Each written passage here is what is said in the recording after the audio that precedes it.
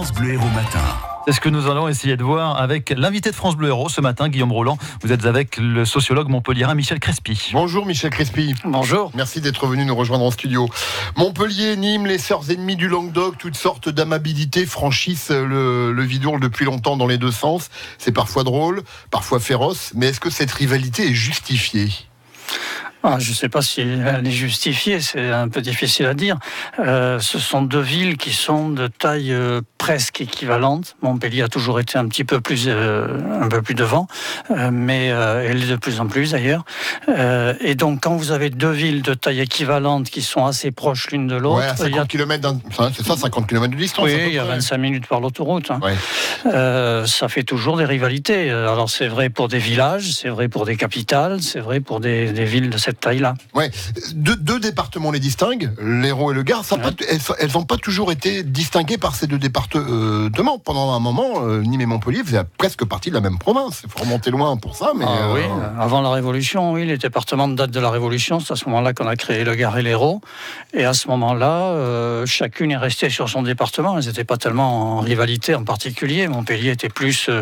Montpellier a disputé la capitale de l'Hérault à Béziers et à Saint-Pons. Ouais. À Saint-Pons. Et pourtant, il n'y a pas cette rivalité entre Montpellier et Béziers. Non. À quoi c'est dû ? Parce qu'il y a plus de distance entre Montpellier et Béziers ? Non, c'est pas tellement ça. Je pense que Béziers a toujours été tourné plutôt vers l'ouest. Il ne faut pas que je me trompe. Ouais. Vers Toulouse. Et donc, en réalité, le fleuve Hérault est une frontière assez importante entre Montpellier et Béziers. Et ils ne jouent pas dans la même catégorie. C'est vrai en sport, en football, en rugby, mais c'est vrai dans tous les domaines. On va remonter jusqu'à Louis XIV. Nîmes, ville protestante, ça on le sait, même encore aujourd'hui. Montpellier, ville catholique. Est-ce que ça peut expliquer cette rivalité ? Ou est-ce que...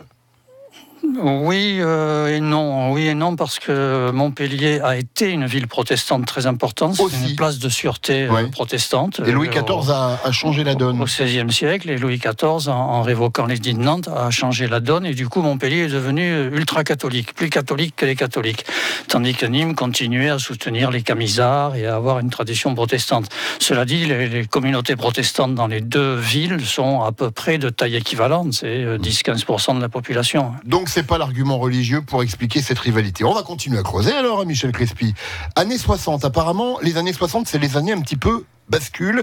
C'est là que Montpellier prend un peu le dessus, je dirais, définitivement. Ah oui, c'est la charnière. En 1960, Nîmes a 120 000 habitants, oui. Montpellier en a 160 000. Donc c'est pas une grosse différence. Voilà, c'est 40 000 habitants d'écart. 15 ans plus tard, Montpellier a pris 50 000 habitants de plus et Nîmes 2 000. Ah oui. Donc en réalité, il y a eu à ce moment-là un décollage de Montpellier. Et alors pourquoi ? Essentiellement, c'est dû à plusieurs motifs, mais le principal, c'est l'arrivée des Pieds Noirs. À l'époque, Montpellier est géré par un maire, François Delmas, qui était notoirement Algérie française, qu'on a même dit proche de l'OAS, qui a accueilli les Pieds Noirs à bras ouverts, qui a même construit la paillade en grande partie pour accueillir les Pieds Noirs, pour y loger les Pieds Noirs.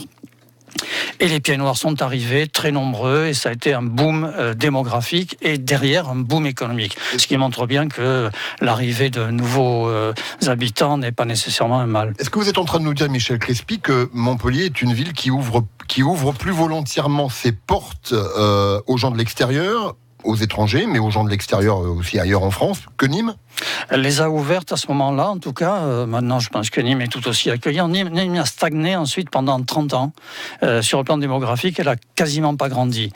Et elle a recommencé à démarrer à partir des années 2000. Mais jusque-là, il y a eu une espèce de trou noir, de stagnation de Nîmes, tandis que Montpellier se développait très vite, d'abord avec Delmas et ensuite avec Fraîche. Rapidement, 2 points. Sur le plan économique, ça se passe bien, il n'y a pas de rivalité aujourd'hui. Les deux villes travaillent plutôt bien ensemble ? Oui, en gros, oui, aussi bien qu'avec n'importe quelle autre ville. Les décideurs, vous savez, ils aiment bien collaborer et ils n'aiment pas trop les conflits. Et ils sont obligés de toute façon, d'une certaine manière. Oui, bien sûr, on est sur les mêmes axes. Donc cette rivalité, elle est quoi ? Elle est essentiellement sportive parce que ça fait plaisir aux deux camps de s'affronter comme ça. Il faut toujours un peu se trouver un adversaire, un ennemi, bien un sûr. ennemi. Si on se trouve un adversaire, on est plus solidaire entre soi, c'est bien connu. Et donc à partir de là, sur le plan sportif, Montpellier et Nîmes s'opposent énormément. Et puis c'est surtout dans les milieux populaires qu'on trouve cet esprit de clocher, mais qui existe aussi entre petits villages et qui existe même entre quartiers de Montpellier. Bien sûr. Merci Michel Crespy. Je vous demande un pronostic pour dimanche. J'ose, allez. Un pronostic, c'est difficile. Montpellier est un peu mieux classé que Nîmes dans le classement. Donc, a priori, Montpellier marque des buts, ce qui n'est pas le cas de Nîmes. En tout cas, hier. En tout cas, hier soir, effectivement. Merci beaucoup, Michel Crespi. Bonne journée à vous. Bonne journée. Cet éclairage